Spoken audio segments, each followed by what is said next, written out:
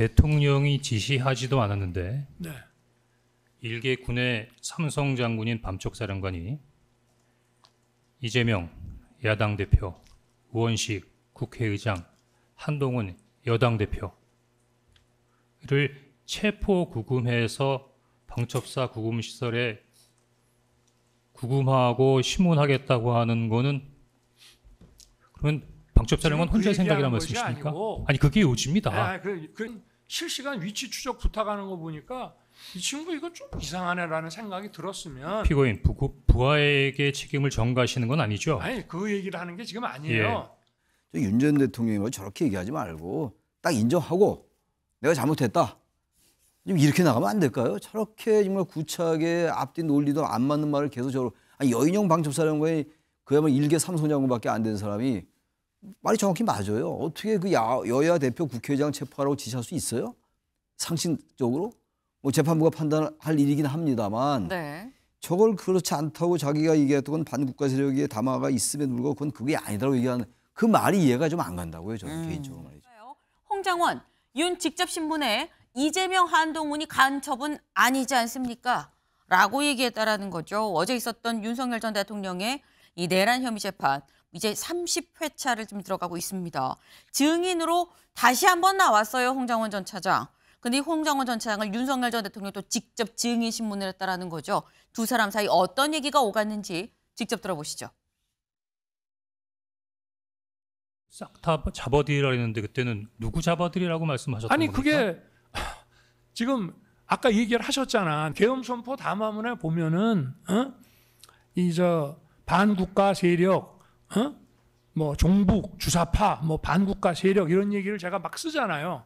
싹 다 잡아들이라고 한 것은 반국가 단체였다라고 말씀하신 거지 않습니까? 아니 본인이 반국가 단체, 나는 그때 예, 반국가 간첩이라고 단체. 하셨습니까? 그럼요. 간첩을 잡아들이. 아니 난 누굴 잡아들이라고 하신 겁니까? 간첩이라는 말도 안 썼고 예, 그럼 누구를 잡아들이라는 반국가 겁니까? 단체라는 말도 안 썼는데 예. 그 저기 뭐야 내 그 계엄 선포 담화문을 보고 네. 증인은 그 내가 다 잡아들이라는 얘기에서 이거를 반국가 단체로 이해를 했다고 지금 아까도 계속 얘기를 하셨잖아요. 네. 네. 그러니까 반국가 단체라고 하는 것이 바로 이 저 대공 수사 대상이 되는 뭐 간첩이라든가 방첩 수사의 대상이 되는 사람들 아니겠어요? 예, 일반 거기까지는 사람은 아니잖아요. 여인영 사령관이 저에게 소위 체포자 명단을 불러주면서 제가 보기엔 문제가 생기는 것 같습니다. 아니 그러면 그게 그러면 저기 이재명, 예, 됐습니다. 우원식, 한동훈이 예. 반국가 단체나 간첩은 아니지 않습니까? 네, 들어보셨죠.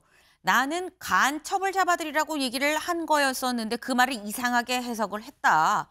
당신 잘못이다라고 윤 전 대통령 얘기를 하고 홍장원 전 차장은 아니 그러면 이재명, 한동훈이 간첩은 아니지 않습니까? 라고 지금 얘기를 했다라는 거죠. 윤영걸 대표님. 네. 커뮤니케이션 오류입니까? 그러니까 뭐 좀 어떻게 보면 한편에 블랙 코미디 보는 것 같기도 해요. 한때 그 대통령하고 국정원 제1차장이 네. 상하 관계였잖아요. 근데 지금 각자 재판정에서 각자 살 길을 찾는 거죠. 각자 도생. 지난번에 곽종근 특수전사령관하고 윤 대통령하고 또 증인하면서 설전이 붙었잖아요. 이번에도 어떻게 보면은 설전이 붙은 거죠. 그래서 서로 홍장원 제1차장의 증언이 지난번에 헌법재판소에서 윤 대통령 파면하는데 결정적인 계기가 됐습니다. 네. 근데 어제 윤 대통령 전 대통령 측은 그 반국가 단체들 걔들 손보고 잡으라는 얘기지 간첩 잡으라는 얘기지 내가 어떻게 정치인을 잡으라는 얘기 했냐. 근데 또 홍장원 제1차장은 그런 얘기 했잖아요. 그런 얘기 같으면은 그럼 여인영 방첩사령관한테 명단을 또 들었거든요. 12월 3일 날 그 윤 대통령 통화하고 여인영 방첩사령관한테 명단을 받았는데 네. 그러면 여인영 방첩사령관이 자기 주도로 쿠데타를 일으킨 거냐. 뭐 우원식, 뭐 이재명 대표 당시에 한동훈 대표 이런 사람 얘기 나왔는데 그러면 그 여인영한테 책임을 넘기는 거냐. 뭐 이렇게 설전이 좀 오갔는데 아마 이 재판에 내란 재판에 네. 결정적인 좀 분수령이 되지 않나 이렇게 생각합니다. 결정적 분수령 결국 홍장원 전 차장이 집 열고 들어가는 거 아니겠느냐라는 취지의 말씀을 지금 하셨어요. 근데 윤석열 전 대통령은 나는 그런 뜻 아니었어. 잘못 이해한 거야. 라는 취지로 지금 반박을 하고 있는 상황인 거죠. 체포조 지시를 부인하면서 어제 말씀 중에 살짝 나오게 되지만 이런 얘기를 또 했습니다. 다시 한번 좀 들어보고 올까요? 그냥 딱 들었을 때는 대통령이 도와주래, 뭐 인력 자금 도와주래라고 했는데 여인영이가 위추정 얘기를 하니까 그거를 이렇게 연결은 시킬 수 있어. 일단 일순. 그러나 가만히 생각해 보면 아니 대통령도 총장까지 검찰총장까지 지낸 사람인데 저 양반이 도대체 이런 거를 여인영이한테 시키고 여인영이가 저 대통령 지시받아 이런 거를 저 증인한테 부탁한다는 건 이게 좀 연결이 좀 잘 안 되지 않습니까? 어떻습니까? 그 당시 느낌. 예. 대통령이 지시하지도 않았는데 네. 일개 군의 삼성 장군인 밤쪽사령관이 이재명 야당 대표, 우원식 국회의장, 한동훈 여당 대표를 체포 구금해서 방첩사 구금시설에 구금하고 심문하겠다고 하는 거는 그러면 방첩사령관 지금 그 혼자 생각이란 얘기하는 것이 말씀이십니까? 아니고 아니 그게 요지입니다. 그 실시간 위치 추적 부탁하는 거 보니까 이 친구 이거 좀 이상하네라는 생각이 들었으면 피고인 부하에게 책임을 전가하시는 건 아니죠? 아니 그 얘기를 하는 게 지금 아니에요. 네. 윤석열 전 대통령이 아니 어떻게 생각하세요? 내가 검찰총장까지 한 사람이 그거를 이 지시를 하겠어요? 상식적으로 그러니까 아니 그럼 일개 군사령관이 대통령 지시도 없는데 체포 구금해서 조사를 하라고 중간에서 얘기했다라는 건데 지금 마지막 말 이거였죠. 부하한테 책임 전가하시는 거 아니죠? 라고 얘기를 했습니다. 최창일 교수님 어떻게 보셨어요? 윤 전 대통령의 말이 이해가 안 가요. 그 일단 다른 걸 다 떠나서 그 말의 자체에서 맥락적 논리가 별로 없어요. 무슨 말을 하는지 이해가 안 간다고. 아무리 그 자체 윤 대통령 말이 틀렸다 맞다를 떠나서 그 말 자체 내부에서 문장 내부 이게 전형적인 비문이에요. 비문. 문법이 아니고 우리 비문이라고 하잖아요. 네. 일단 납득이 안 가고 저거 해봐야 저건 저기 홍장원 차장의 말이 설득력이 있어요. 그럼 전 또 이해가 안 가는 게 검찰총장까지 했던 분이 왜 국회에다 병력을 투입합니까? 그 자체부터 말이 안 되는 거예요. 지금 이게 홍장원 1차장의 얘기 때문에 이제 결정적으로 헌재에서 파면됐다라고 말씀하셨는데 뭐 그런 점이 없지 않습니다. 그게 헌재 재판 때 탄핵 재판 때 이 홍장원의 얘기가 굉장히 이 논쟁거리였어요. 이 메모가 잘못됐다, 뭐 잘못 옮겼다, 얼마나 그게 치열했습니까? 근데 그런 걸 떠나서 이게 아니더라도 말이죠. 비상계엄의 요건도 아니었고 다 지나간 얘기 이제 하기도 싫은데 벌써 1년 다 돼갑니다. 벌써 내일모레가 12월 3일이니까 병력을 국회에다 침투시키고 그리고 싹 다 잡아들이라 그거 곽정훈 전 장관이 계속 했던 얘기가 인원들 있으면 끌어내리라 뭐 그것도 부인하고 있는 거 아니에요. 윤 전 대통령이 저렇게 얘기하지 말고 딱 인정하고 내가 잘못했다. 좀 이렇게 나가면 안 될까요? 저렇게 정말 구차하게 앞뒤 논리도 안 맞는 말을 계속 여인영 방첩사령관이 그야말로 일개 삼성장군밖에 안 된 사람이 말이 정확히 맞아요. 어떻게 그 여야 대표 국회의장 체포하라고 지시할 수 있어요? 상식적으로? 뭐 재판부가 판단할 일이긴 합니다만 네. 저걸 그렇지 않다고 자기가 얘기했던 건 반국가 세력에 담화가 있음에도 불구하고 그건 그게 아니다라고 얘기하는 그 말이 이해가 좀 안 간다고요. 저는 개인적으로 말이죠. 지금 윤석열 전 대통령 얘기 자체가 난 이해가 안 되네. 이건 비문이네. 문법이 틀린 것도 아니고 그냥 비문이네라고 말씀을 지금 하셨는데 지금 이 홍장원 전 차장은 뭔가 이렇게 좀 떠넘기고 있는 거 아니냐라는 거죠. 여기 같이 볼까요? 홍장원 여인영이 쿠데타를 그럼 일으켰다라는 겁니까? 라는 취지로 지금 얘기를 했어요.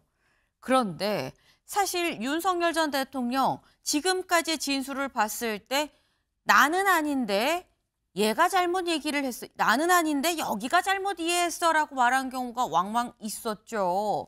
심지어 김용현 전 장관에 대해서도 비슷한 취재 얘기가 있었습니다. 잠깐 들어보고 오실까요? 국방장관에게 전화를 받았습니다. 여론조사 꽃, 또 민주당 당사, 또 무슨 언론사에도 병력을 좀 보내야 될 것 같습니다. 그래서 아니 거기는 민간기관이니까 안 된다. 그리고 군을 조금 투입하라고 했는데 뭐 이렇게 군을 자꾸 여기저기 보내려 하냐. 하지 마라. 라고 제가 잘랐거든요. 펄쩍 뛰었죠. 이 민간기관에 절대 보내지 마라. 안 된다고 제가 딱 잘랐고 그래서 저 장관이 아마 전부 지시를 해가지고 출동한 사람들은 중간에 가다가 전부 올스톱 한 거로 그렇게 알고 있습니다.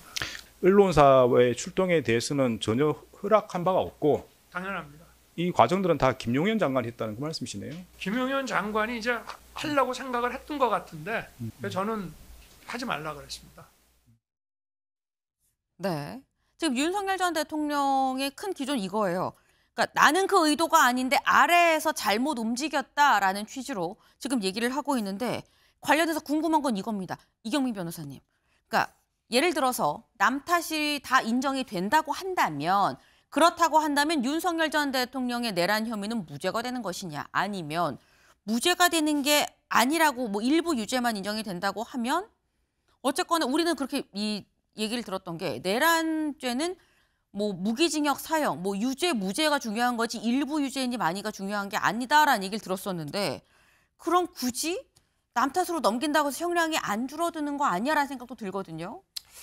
그러니까 이제 그 윤 전 대통령 측에서 계속해서 이제 재판에 있어서 주요하게 생각했던 부분이 그 최초에 이제 증인 신문을 시작했을 때 네.